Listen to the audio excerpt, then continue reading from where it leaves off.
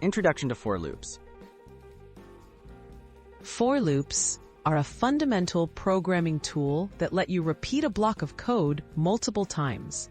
Each programming language has its own syntax, but the basic idea is the same. You tell the computer how many times to repeat something. Let's explore how to write for loops in Python, Java, and JavaScript, and see how they compare side by side. For loop syntax in Python. In Python, for loops are simple and readable. You typically loop over a sequence, like a list or a range of numbers. Here's an example. For I in range 5, print I. This code prints the numbers 0 to 4. The colon starts the loop block, and indentation defines what gets repeated. For loop syntax in Java. In Java, for loops use a traditional structure with 3 parts: initialization, condition, and update, all in parentheses. For example, for int I equals 0, I less than 5, I++. This code also prints 0 to 4. Curly braces define the loop block, and semicolons separate each part within the parentheses.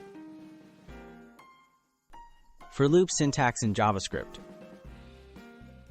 In JavaScript, for loops look very similar to Java. Here's how you write one. For let I equals 0, I less than 5, I++. Again, the code prints numbers 0 through 4. The structure matches Java, but you can use let or var to declare variables, depending on ECMAScript standards. Comparing the 3 languages.